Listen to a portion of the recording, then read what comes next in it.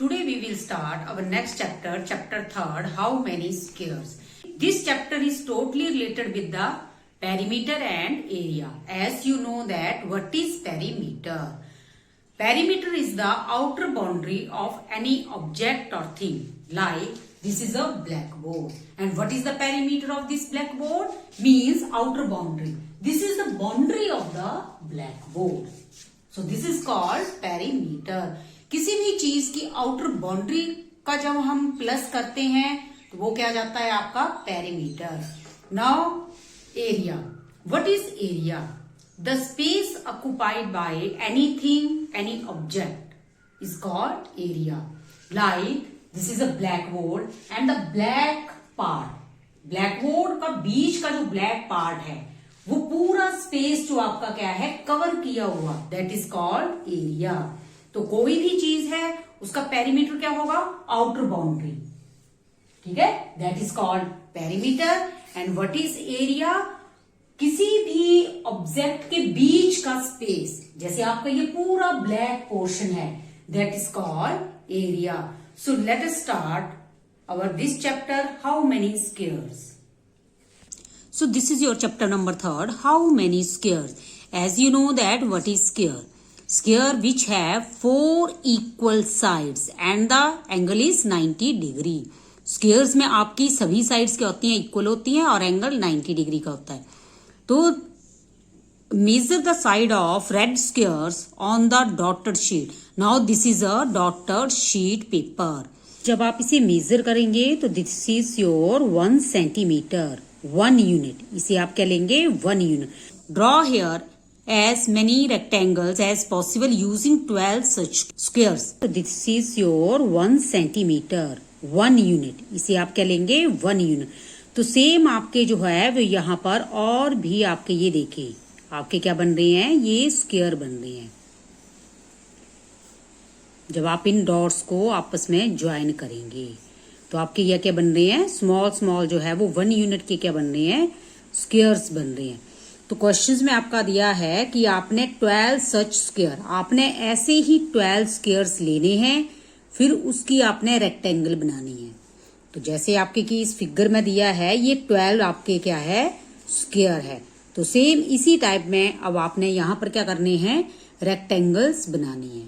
कि जितनी ज्यादा पॉसिबल हो सकती है उतनी आपने जो है वो रेक्टेंगल बनानी है और उस रेक्टेंगल में आपके 12 स्क्वायर्स आने चाहिए. So let us start.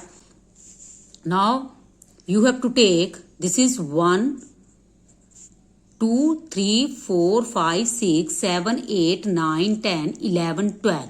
तो यहां पर आपका 12 आ गया. तो आपने क्या करना है? यहां से ये एक लाइन ड्रॉ कर दी. ठीक है, और यहां से भी, क्योंकि आपने सिर्फ टोटल 12 स्क्वायर्स लेनी है. तो ये आपकी 12 स्क्वायर आ गई. Now join this point and this point. So this is your 1 rectangle. Same way में आपने एक और रेक्टेंगल ऐसे ही आपने ड्रॉ करनी है. अब आप इसमें देख सकते हैं कि कितने आपके स्क्वायर्स है. 1 2 3 4 5 6 7 8 9 10 11 12. तो 12 स्क्वायर आपके इस रेक्टेंगल में है. सेम आपने अदर रेक्टेंगल ड्रॉ करनी है. Now look at this rectangle. This is your second rectangle and in this rectangle total number of squares are 12. This is your third rectangle. अब आप इसमें squares count करें 1 2 3 4 5 6 7 8 9 10 11 12. तो आपके कितने आ गए? 12. तो नेक्स्ट भी आपकी क्या आ जाएगी? आपकी ये वाली नंबर 4 पर आ जाएगी. This is your number 4. This is 5, this is 6 and this is 7.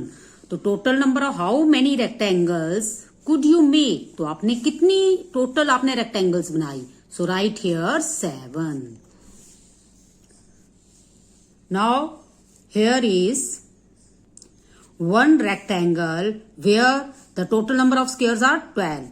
इस रेक्टेंगल में भी आपके टोटल स्क्वायर्स कितने हैं? 12 है. अगर आप काउंटिंग करेंगे तो टोटल 12 है.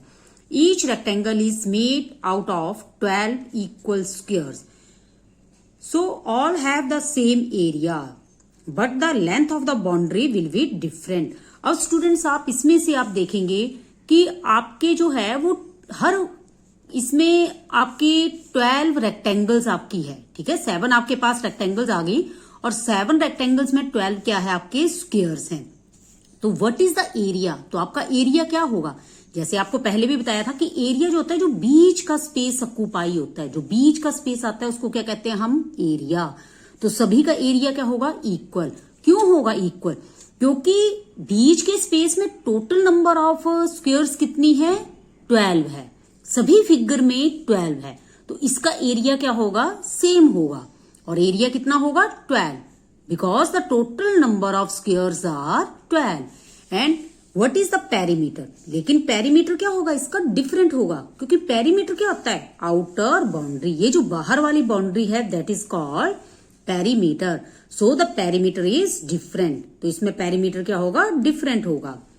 Which of these rectangle has the longest perimeter, अब आपने इसमें बताना है कि सबसे लॉन्गेस्ट पेरीमीटर जो है वो क्या है।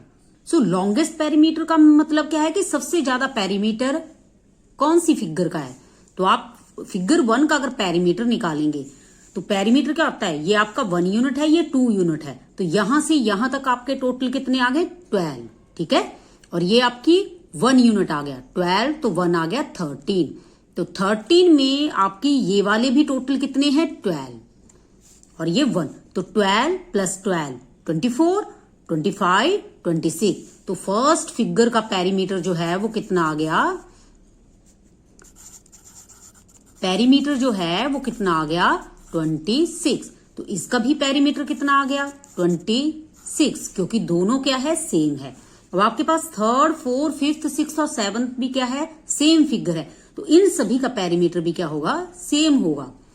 तो लॉन्गेस्ट किसका हुआ, ये आपका 26। और अगर आप 3 फिगर का निकालेंगे 1, 2, 3, यहां पर कितनी है, 3, 4, 5, 6, 7, 8, 9, 10, 11, 12, 13, 14, तो टोटल आपका कितना पेरीमीटर आ गया इसका, 14, क्योंकि पेरीमीटर आपका क्या आता है, आउटर बाउंड्री, आउटर बाउंड्री को आपने काउंट किया तो 14 आपके पास आ गया। तो इन सभी का पेरीमीटर भी क्या है, 14 है। तो आपका लॉन्गेस्ट पेरीमीटर क्या होगा, that is 26। So write here figure 1 and figure 2. Figure 1 और 2 का पेरीमीटर क्या है, लॉन्गेस्ट है। Which of these rectangle has the smallest perimeter? और सबसे स्मॉलेस्ट पेरीमीटर जो है वो किसका है, दैट इज फिगर 3, 4, 5, 6, 7। तो इसका कितना आ गया, figure 3, 4, 5, 6, 7 has the smallest perimeter.